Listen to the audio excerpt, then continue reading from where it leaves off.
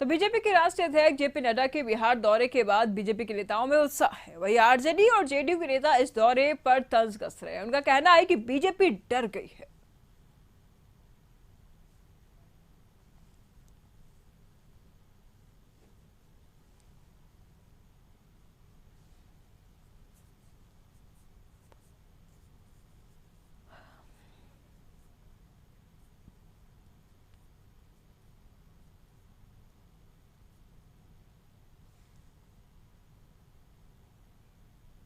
हम विचारधारा की पार्टी हैं, वंश आधारित और भ्रष्टाचार आधारित पार्टी नहीं है। एक एक व्यक्ति के दरवाजे जाना है, नरेंद्र मोदी जी का संदेश सुनाना है और पार्टी को मजबूत करना है। जो आने वाले लोकसभा में 40 की 40 और फिर 25 में विधानसभा में भारतीय जनता पार्टी अपने बूते सरकार बनावे, इसीलिए आवश्यक टिप्स माननीय नड्डा जी ने हम लोगों को दिया। जनता पार्टी भी समझ चुका है कि मेरी सरकार देश से 2024 में जाने वाली है और बिहार इसलिए बार बार आते हैं कि बिहार से भी शुरुआत हुआ है उनका जाने का। बिहार में एनडीए की सरकार थी, एनडीए गठबंधन की, और यहाँ से एनडीए गठबंधन की उनकी सरकार से भागीदारी हटी। उसके बाद हिमाचल में सरकार हटा। तो सबसे ज़्यादा भय बिहार के हमारे नेता आदरणीय जो गरीबों के जुबान थे, आदरणीय लालू प्रसाद यादव जी, आदरणीय तेजस्वी प्रसाद यादव जी, उनसे उनको भय है, डर है, इसलिए बार बार बिहार आते हैं।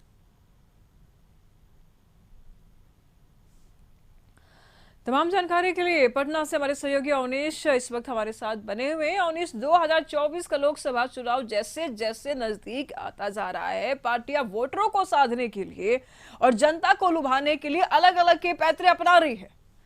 पहले महिला आरक्षण बिल, फिर उसके बाद जाति गणना का रिपोर्ट और फिर जेपी नड्डा का दौरा।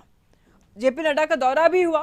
नड्डा ने अपने बीजेपी कार्यकर्ताओं और नेताओं को मूल मंत्र भी दिया। अब इस पर सियासत भी शुरू हो गई है। क्या कुछ कहेंगे आप? हाँ बिल्कुल, देखिए बीजेपी ने एक बड़ा ब्लूप्रिंट तैयार किया है जी। और बीजेपी के जो राष्ट्रीय अध्यक्ष हैं जेपी नड्डा, उनका जो बिहार दौरा था उसके बाद उन्होंने तमाम पार्टी के जो कार्यकर्ता हैं, नेता हैं, उनको गुरु मंत्र भी दिया है कि कैसे हर बूथ पर बीजेपी की जीत हो। इसको लेकर एक ब्लू जी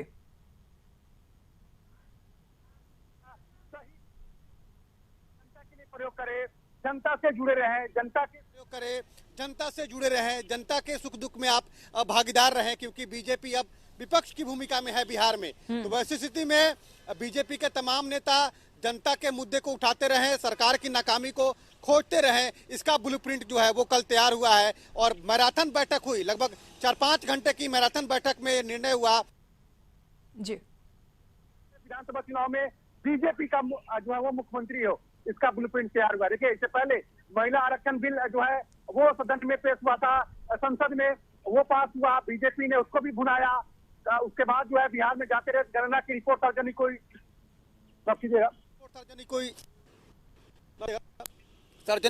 उसके बाद भी सियासत हुई। और अब बीजेपी के जो तमाम जो है बड़े नेता अब मिशन 2024 में जुट गए हैं।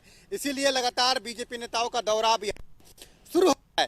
कल बिहार आए थे, इसके बाद जो जानकारी मिल रही है, हमारे सूत्र बता रहे हैं मुजफ्फरपुर का दौरा करेंगे, उत्तर बिहार के मुजफ्फरपुर साधने की कोशिश होगी।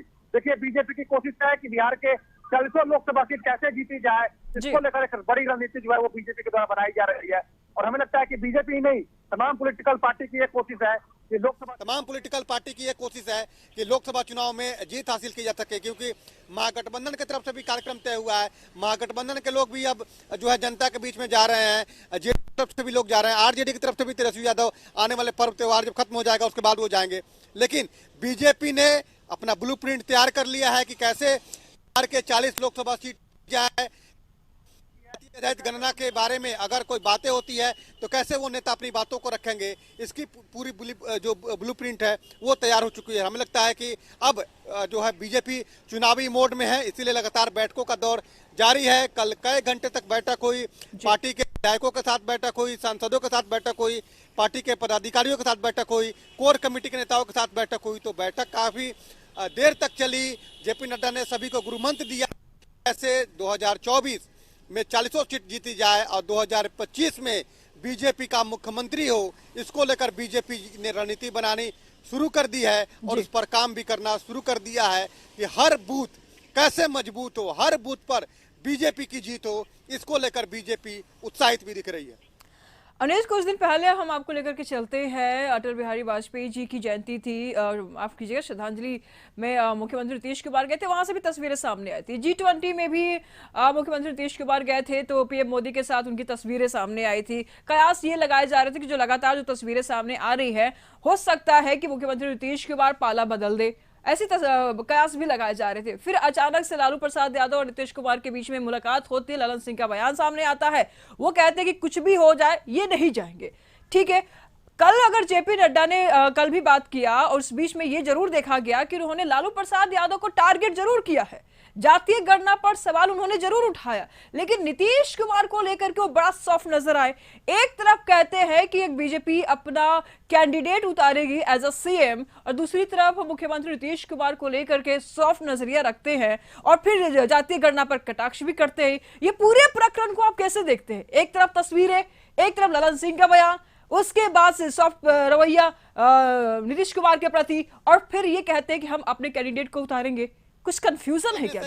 बिल्कुल सही कहा कि नीतीश कुमार जी पिछले दिनों दिल्ली गए थे। हाँ। और दिल्ली में अटल बिहारी वाजपेयी की जो है जो उनकी जो श्रद्धांजलि सभा थी उसमें वो गए थे, उनकी पुण्यतिथि समारोह में वो गए थे और अटल जी को उन्होंने श्रद्धांजलि भी दी थी। उसके बाद जब G20 की बैठक हुई थी और राष्ट्रपति ने जो डिनर दिया था उसमें मुख्यमंत्री नीतीश कुमार पहुंचे थे और प्रधानमंत्री नरेंद्र मोदी के साथ उन्होंने तस्वीरें भी साझा की थी। वो तस्वीरें सोशल मीडिया पर भी वायरल हुई थी। लगातार ये कयास भी लग रहे थे कि बीजेपी के साथ नीतीश कुमार जी की नजदीकी बढ़ रही है, लेकिन सबसे आम बात यह है कि बीजेपी नीतीश कुमार के साथ ज्यादा दुश्मनी नहीं रखना चाहती है, क्योंकि नीतीश वो जब आपको याद होगा कि 2005 में जब एनडीए सत्ता में आई थी तो वो लालू प्रसाद यादव के खिलाफ में सत्ता में आई थी। लालू प्रसाद यादव पर परिवारवाद का आरोप लगा था, लालू प्रसाद यादव पर भ्रष्टाचार का आरोप लगा था, लालू प्रसाद यादव पर जो है कई मामले जो चल रहे थे उस पर उसका आरोप लगा था। और उसके बाद में बिहार में सत्ता परिवर्तन हुआ और नीतीश कुमार की अगुवाई में जो है वो सरकार चली। देखिए, बीजेपी का सॉफ्ट टारगेट है नीतीश कुमार, इसलिए बीजेपी किसी भी हाल में नीतीश कुमार पर कुछ भी बोलना नहीं चाहती है। बीजेपी का असली टारगेट जो है वो आरजेडी है और इसीलिए वो आरजेडी के तमाम नेताओं पर आरोप बीजेपी लगाती रही है। और बीजेपी लगातार ये कहती भी रही है कि नीतीश कुमार भले ही आरजेडी के साथ चले गए हैं, भ्रष्टाचारी के साथ चले गए हैं, वो वैसे लोग के साथ हैं जिन्होंने भ्रष्टाचार किया है, जिन्होंने परिवारवाद को बढ़ावा दिया है, लेकिन वो नीतीश कुमार पे नहीं बोलते हैं क्योंकि नीतीश कुमार से बीजेपी बराबरी जो है दोस्ती रखना चाहती है, नीतीश कुमार को नाराज भी करना नहीं चाहती है। और नीतीश कुमार सॉफ्ट टारगेट है, इसलिए नीतीश कुमार पर हमलावर बीजेपी के नेता नहीं रहते हैं, लेकिन आरजेडी पर हमला करना चाहते हैं क्योंकि उनको लगता है कि आने वाले 2025 में जब चुनाव होगा बिहार विधानसभा का तो लालू प्रसाद यादव के जंगल राज को हम याद दिलाएंगे, लालू प्रसाद यादव के भ्रष्टाचार का याद दिलाएंगे, उनके जो है परिवारवाद का याद दिलाएंगे, तब जनता की कहीं ना कहीं सहानुभूति जो है वो हमें मिलेगी। और इसीलिए बीजेपी खासतौर पर सॉफ्ट टारगेट के नीतीश कुमार पे रखती है और हार्ड टारगेट जो है वो जो है आरजेडी पे रखती है। तो हमें लगता है कि एक रणनीति के तहत बीजेपी के तमाम नेता जो है वो नीतीश कुमार पर बोलने से बचते हैं। उनको लगता है कि नीतीश कुमार के ने जितनी देर भी राजनीति की है वो एनडीए के साथ ज्यादा उनकी राजनीति रही है, एनडीए के नेताओं के साथ उनके अच्छे संबंध भी है, इससे इनकार कोई नहीं कर सकता है। लेकिन फिलहाल का जो सिनेरियो है, जो पॉलिटिकल सिनेरियो है कि अब वो महागठबंधन का हिस्सा है और महागठबंधन की वो अगुवाई भी कर रहे हैं बिहार में, तो वैसी स्थिति में बीजेपी नहीं चाहती है नीतीश कुमार पर ज्यादा हमला करना। और एक रणनीति के तहत जो है कल भी जो कार्यक्रम हुआ तो तमाम पार्टी के जो बड़े नेता हैं उन्होंने नीतीश कुमार का नाम ज्यादा नहीं लिया, बल्कि वो टारगेट पे लालू प्रसाद यादव को उन्होंने टारगेट पे रखा। परिवारवाद का मामला हो, भ्रष्टाचार का मामला हो या जातीय आधारित गणना का मामला हो, इन सभी के निशाने पर जो है वो लालू प्रसाद यादव थे। तो हमें लगता है कि बीजेपी की एक रणनीति है और इसी रणनीति के तहत जो है बीजेपी काम भी कर रही है। बिल्कुल, तो पार्टी का विरोध हो रहा है, पार्टी पर कटाक्ष हो रहा है और निजी पार्टी के काम पर कटाक्ष होता है, लेकिन पार्टी के नेता के प्रति बड़ा सॉफ्ट रवैया अपनाया जा रहा है बीजेपी की तरफ से। ये दोहरा चरित्र कब तक और क्यों? नहीं, बिल्कुल बिल्कुल सही कहा कि पार्टी के सॉफ्ट टारगेट है नीतीश कुमार जी और हार्ड टारगेट हैं लालू प्रसाद यादव जी। और इसी टारगेट के तहत जो है लगातार लालू प्रसाद यादव के तमाम मुद्दे को उठाती है बीजेपी, चाहे भ्रष्टाचार का मुद्दा हो या लैंड फॉर जॉब का मुद्दा हो या परिवारवाद का मामला हो। इन तमाम मुद्दों को लेकर आरजेडी पर हमलावर रहती है। और देखिए, आपको याद होगा जब 2005 के समय की आप बात याद करें तो उस समय क्या सिनारियो था। उस समय एनडीए की सत्ता में, इसीलिए एनडीए सत्ता में आया था कि वो लालू प्रसाद यादव के जंगल राज को वो उन्होंने समाप्त किया था। लालू प्रसाद यादव की जो बातें होती थी उस समय जो होती थी उसको खत्म करने के लिए एनडीए की सरकार बनी थी और एनडीए का गठन हुआ था। तो हमें लगता है कि अब एनडीए के नीतीश कुमार पार्ट नहीं है। तो वैसी स्थिति में बीजेपी नेताओं की भी ये चाहत है। कई बीजेपी नेता ऑफ कैमरा जरूर ये बोलते हैं कि नीतीश कुमार अगर एनडीए में रहते तो हमें, क्योंकि लोकसभा चुनाव 2019 का आप याद करें कि 40 में 39 सीटें जो एनडीए ने जीती थी, एक सीट जो किशनगंज की सीट थी उस पर कांग्रेस की जीती हुई थी। तो ये जो एक तरह से कह सकते हैं कि जीत का जो प्रतिशत है वो नीतीश कुमार के साथ रहने में बीजेपी को ज्यादा फायदा होता है। जब बीजेपी ने अकेले लड़ा था, नीतीश कुमार अलग लड़े थे, आरजेडी कांग्रेस अलग लड़ी थी जो है, और बीजेपी ने लोजपा के साथ और उपेंद्र कुशवाहा के साथ चुनाव लड़ा था, तो उस समय भी बीजेपी उतनी सीटें नहीं जीत पाई थी। लेकिन अब बीजेपी 2024 में जो है सिनारियो कुछ अलग है। वैसी स्थिति में बीजेपी के लिए चुनौती भी है कि 40 सीट बचाना भी, जो जीतना भी एक बड़ी चुनौती है। जो सीटें बीजेपी ने जीती है उन सीटों को भी बचाना बीजेपी के लिए बड़ी चुनौती है। बिल्कुल बिल्कुल, तो आगे भी जानकारी लेते रहेंगे हम। अवनीश, नजर बनाए रखेगा। फिलहाल शुक्रिया आपका इन तमाम जानकारियों के लिए। तो 2024 का चुनाव नजदीक है और ऐसे में सभी पार्टियां अपना दमखम दिखा रही है, अलग अलग पैतरे आजमा रही है, जनता को लुभाने के लिए, वोटरों को साधने के लिए लगातार प्रयास कर रहे हैं। और इसी बीच सियासत भी हो रही है लगातार। आपको बता दें, इसी बीच सियासत भी हो रही है। कोई भी काम हो रहा है, इस पर वार और पलटवार का जो दौर है वो लगातार जारी है। तस्वीरें आप साफ तौर पर देख पा रहे हैं। जेपी नड्डा तस्वीरों में। बात समझिए, अभी जबकि कई स्टेट में इलेक्शन चल रहा है और बीजेपी के राष्ट्रीय अध्यक्ष बिहार आ रहे हैं और बिहार आकर के यहाँ ये मीटिंग वो मीटिंग, ये मीटिंग वो मीटिंग, इससे साफ पता लगता है कि भारतीय जनता पार्टी बिल्कुल मायूस हो चुकी है, उम्मीद खो चुकी है हर जगह से और निराशा की हालत में जी रही है। भारतीय जनता पार्टी के नेताओं को ये लग रहा है कि 2024 उनके लिए मुश्किल है और देश की जनता ने ये ठान लिया है कि भारतीय जनता पार्टी को अब हम लोग मौका देने वाले नहीं है, बहुत धोखा दे दिया।